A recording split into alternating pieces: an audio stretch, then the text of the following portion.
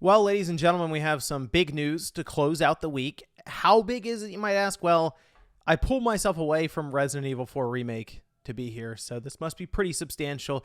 And it is, because we have an actual update that's really legitimately worth talking about when it comes to the Microsoft, Sony, Activision Blizzard situation, as it looks like things are going to be accelerating to the finish line pretty soon, and it's kind of working into the timeline I was expecting, where thinking just ahead of that June expected closing time, potentially in May, that this thing gets wrapped up. And we just saw the next big milestone reached here for that, and we're going to go over that here today. So if you guys enjoy the video, make sure you like it and subscribe if you're new.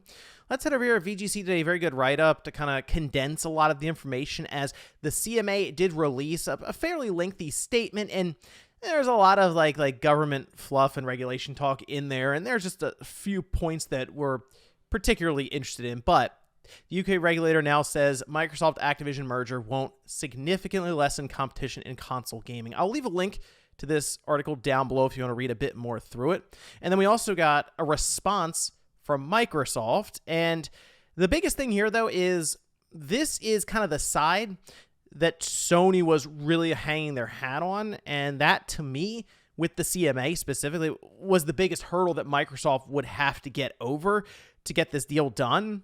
And in essence, that's mostly happened now with this announcement.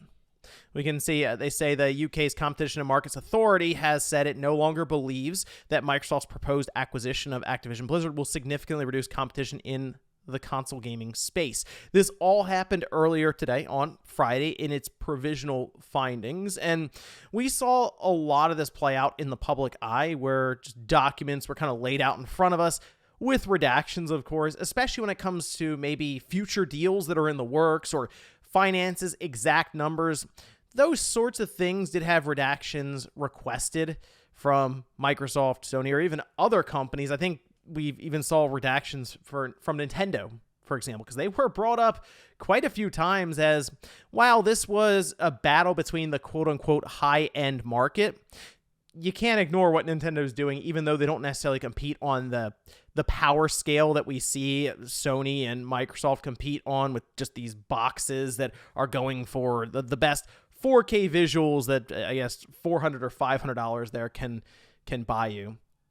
But the interesting thing about this is, while this is done, there is still one other thing that they're going to be focusing in on. But they say, while the CMA originally believed that making Call of Duty exclusive to Xbox would be commercially beneficial for Microsoft, it said that new data it has received indicates that this strategy would be significantly loss-making under any plausible scenario. And that's something that we've kind of gone back and forth on, right? I remember when the deal was initially announced, there was a lot of uncertainty if Call of Duty would stay as it is now, where it is now.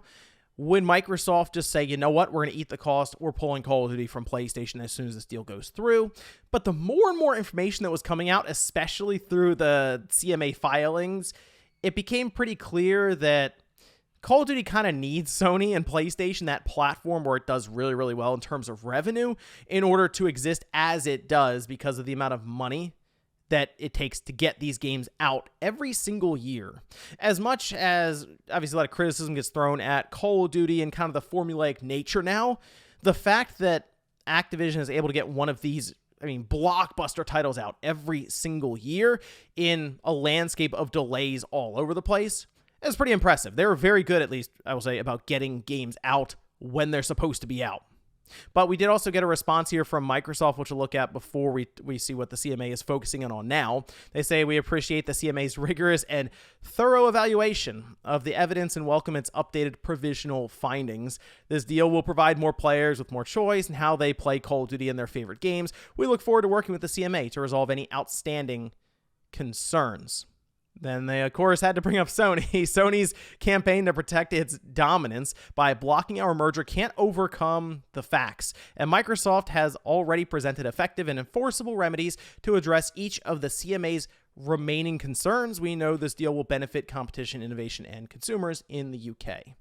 Now, I will admit Sony didn't do a lot to help their case towards the end. They were trying hard to play up the idea of them just being a very anemic developer, when You can look at their lineup of games that they have released, and everyone looks at them and go, well, they're very good at creating games. First party wise, they put out titles that score really well and sell really well. So they couldn't make a Call of Duty competitor. If they had 10 years, they wouldn't be able to come up with something, an alternative even. And I think it got pretty obvious that with Sony's talent that we've seen from their own games in the first party, and then how much Call of Duty right now relies on the PlayStation platform to make up the costs that it takes for them to get the game out the door every single year, it would make a lot of sense for Microsoft right away anyway to take the game away from Sony, and that 10-year deal being on the table just probably continue to show the CMA and I'm sure now other regulators that Call of Duty is not going anywhere. It's going to stay put. Now, what else is the CMA concerned about? Well, we can see they mentioned our provisional view that this deal raises concerns in the cloud gaming market is not affected by today's announcement. Our investigation remains on course for completion by the end of April. Now, that's just for the CMA. Of course, there are other regulatory bodies around the world that would have their own approval, the EU and the FTC being the other prevalent regulatory bodies that you probably see in the news from time to time. And I kind of feel like they're all sort of scrambling right now to essentially approve the deal first and claim that they got the concessions from Microsoft. So I wouldn't be shocked if the FTC tried to show up ahead of the CMA and just, oh, we approved it and we got these concessions, when really the CMA was going to get them as well, but it's not as impactful because they didn't do it first. So I guess kind of look for that. There have been a lot of analysts who have mentioned that as well on like the financial sector and all this, people who are very, very in the weeds when it comes to stocks and those sorts of things, right? But now shifting over to the cloud aspect, services, gaming, etc. We've already seen NVIDIA sign on and say, well, we're good. That's fine. NVIDIA, if you've seen them recently, with how invested they are in things like AI and cloud, them signing on is, I think, a big driving factor for the cloud side to go through as well. I am curious what more they need to see on the cloud side when it comes to concessions, as Microsoft did say that they are willing to continue to work with the CMA to get all of that ironed out, anything when it comes to outstanding concessions. And I feel like that'll be easier than having to do what they did here with Sony, who was, just pushing back every single step of the way. I feel like on the cloud side, Microsoft doesn't really have that at this point. Google was making some noise there early on, but they haven't really been in the picture since. And I almost wonder if Microsoft works something out with them behind the scenes, or maybe that's the next roadblock for them. But something tells me it probably won't be as difficult to overcome as what Microsoft's been dealing with for Sony for like the last year. So to me, we're going to see this deal continue to accelerate towards approval. And it does leave Sony in sort of a weird spot, doesn't it? This whole time, Sony's been pushing back, saying how terrible this deal is for gaming and consumers.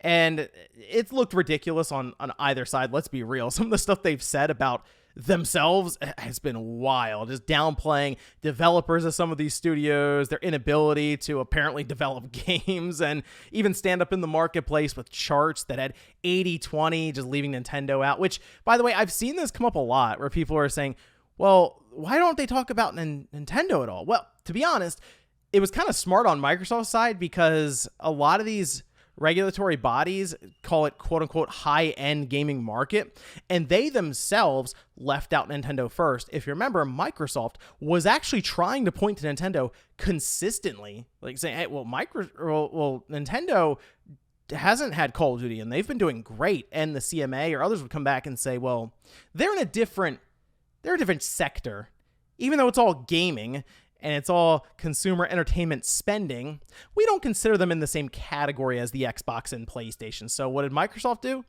They said, all right, we'll play by your rules. And that's when they showed up with a chart that said 80-20 with the EU and all of this. So, hey, fair play to Microsoft. They used their own words against them, and it proved to be fairly effective so far. I do believe we're going to see some of the other regulatory bodies kind of fall in line here along with this decision from the CMA. And I think it's going to be a cascading effect and start to happen pretty quickly to where we'll get to the end of April and I think the deal will be all but closed and just some final paperwork and PR statements and all of that. And to be honest, Diablo 4 might end up being a big time Game Pass release. since that would be after, I guess, the deal closes. I'm sure there's still a lot of other stuff that has to get smoothed over and worked out, but maybe, I guess it's possible. So we'll see what happens, though, going forward. Just know that this appears to be the first real big domino to fall as we head towards the expected closing of June 2023, but might be sooner than that. Let me know what you guys think about all this, though, down below. Thank you so much for watching, and I'll see you next time.